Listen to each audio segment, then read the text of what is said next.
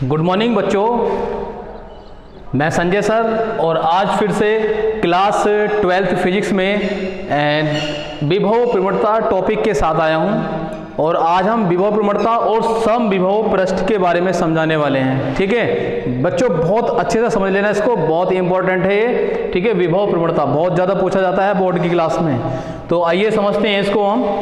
और देखो विभव प्रवणता, अब ये विभव प्रवणता हम किसे कहते हैं समझ लेते हैं कि वैद्युत क्षेत्र में दूरी के सापेक्ष विभव परिवर्तन की दर को विभव प्रवणता कहते हैं। ठीक है बच्चों, अच्छे से समझना किसे कह रहे हैं हम कि वैद्युत क्षेत्र में दूरी के सापेक्ष, जो दूरी के सापेक्ष वैद्युत क्षेत्र में जो भी विभव में परिवर्तन हो रहा है उसे हम उसकी दर को ही विभव प्रवणता कह रहे हैं। ठीक है, अब इसको एक दूसरी तरीके से समझते हैं कि अगर कोई किसी बिंदु पर क्या आवेश रखा हुआ है, क्यों आवेश है। ठीक है, कोई बिंदु है, उस बिंदु पर यदि क्यों आवेश रखा हुआ है तो उससे अगर हम कोई दूरी की बात करें कि किसी बिंदु पर बात करें कि इस बिंदु से कोई दूरी यानी कि r दूरी पर विभव ज्ञात करें, तो इस r दूरी पर जिस बिंदु पर ये क्यों रखा है, इस बिंदु से किसी अन्य यानी कि r दूरी पर स्थित किसी बिंदु पर जो विभव होता है बच्चों वो कितना होता है 1/4 पाई एप्सिलॉन 0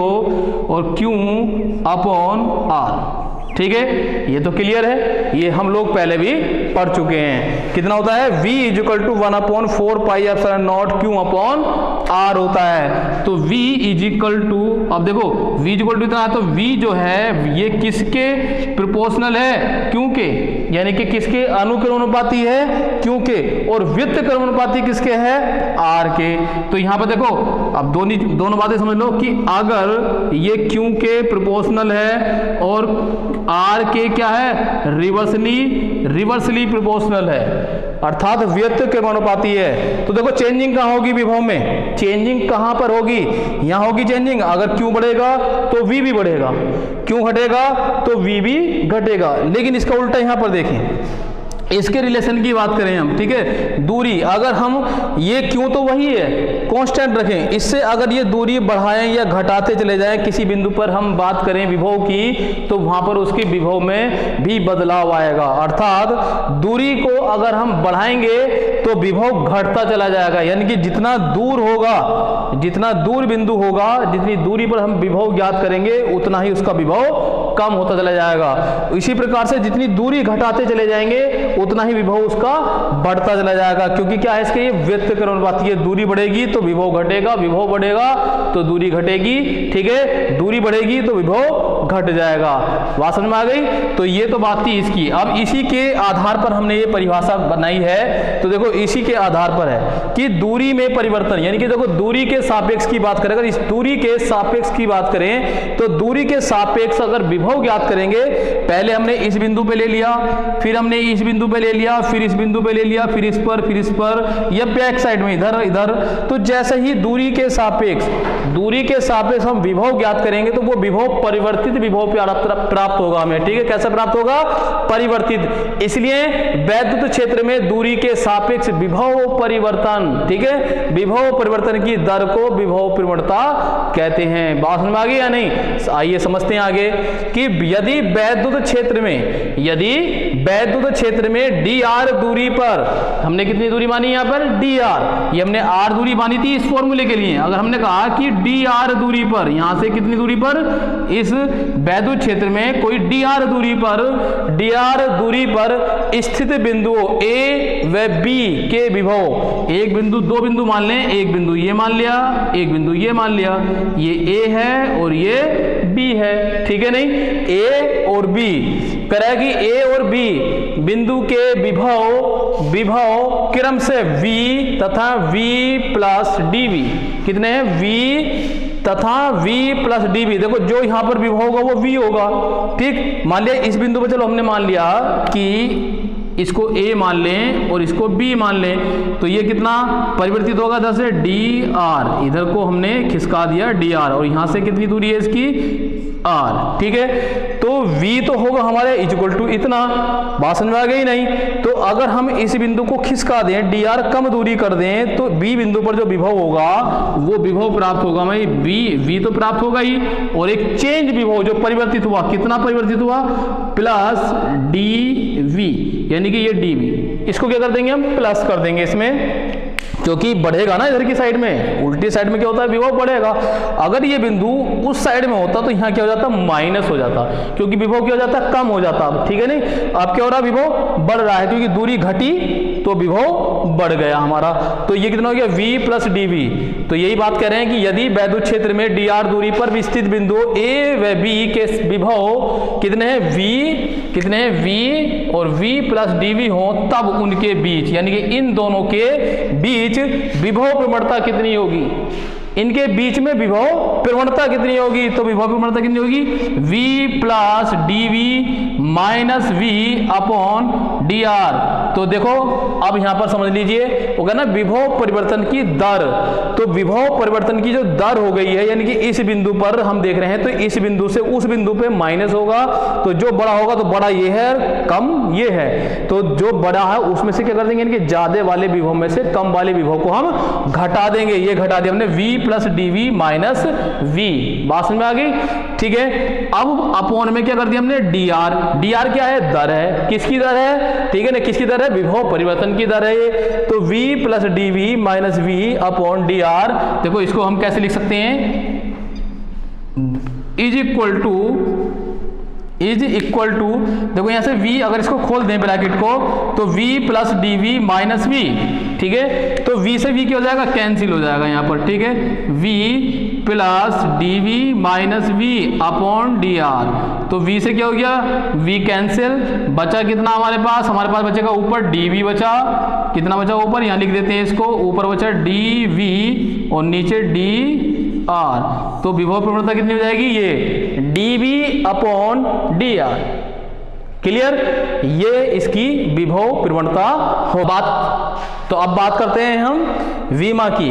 तो वीमा देखो मार्कर थोड़ा कम चल रहा है, इसको ध्यान से देख लेना, वीमा कितनी होगी, इससे देखेंगे न्यूटन प्रति कूलाम से। तो न्यूटन प्रति कूलाम, यानी कि न्यूटन बटे कूलाम बराबर, न्यूटन कितना होता है, किलोग्राम मीटर स्क्वायर प्रति सेकंड स्क्वायर, और कूलाम, ठीक है, ये क्या है, कूलाम। अब कूलाम कितना होगा, कितना होता है, एम्पियर सेकंड, कूलाम का होता है एम्पियर सेकंड, ठीक है बच्चों।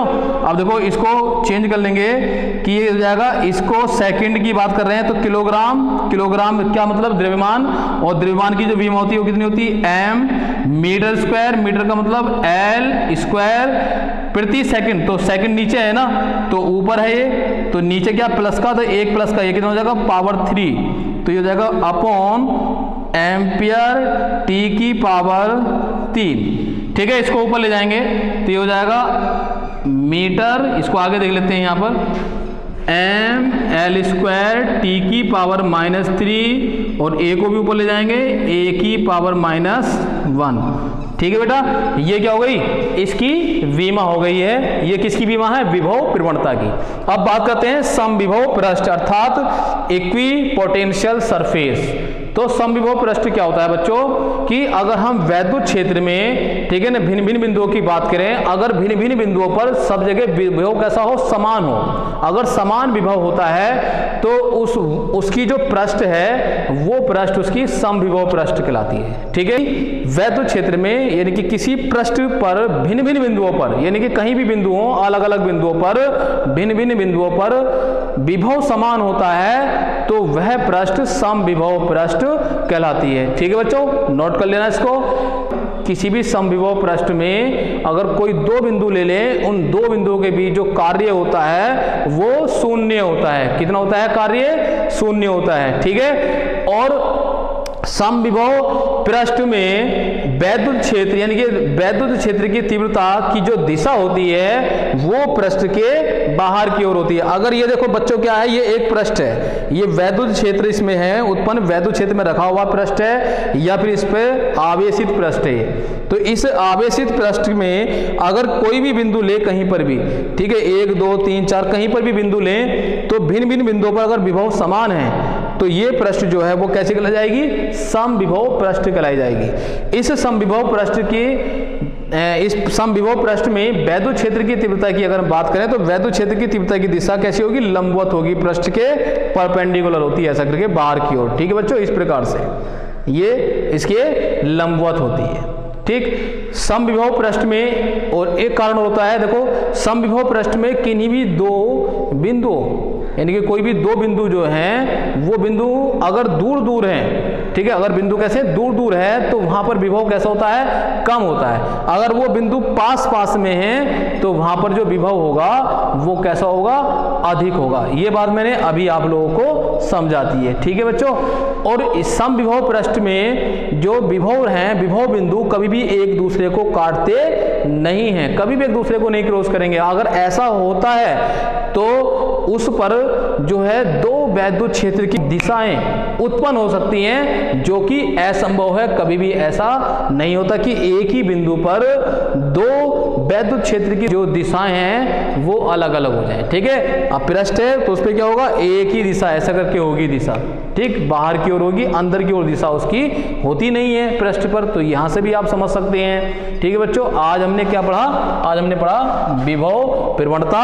और समविभव पृष्ठ। ठीक है बच्चों, कल पढ़ाएंगे हम आपको इलेक्ट्रॉन वोल्ट के बारे में, और इलेक्ट्रॉन वोल्ट के बारे में फिर पढ़ाएंगे हम वैद्युत स्थितिज ऊर्जा के बारे में। तो वैद्युत स्थितिज ऊर्जा वेरी वेरी इंपॉर्टेंट है, तो आपको अपनी नेक्स्ट वीडियो में हम इसको बताएंगे बच्चों। और आज का जो टॉपिक है, आज जो हमने पढ़ाया, इसको बहुत अच्छे से नोट कर लें अपनी नोटबुक में और समझ लें। ठीक है, ये भी बहुत इंपॉर्टेंट वीडियो है। ठीक बच्चों, इसको ज़्यादा से ज़्यादा आप शेयर करने का प्रयास करें। ठीक है, और हमारे चैनल को सब्सक्राइब जरूर कर दें। Good bye.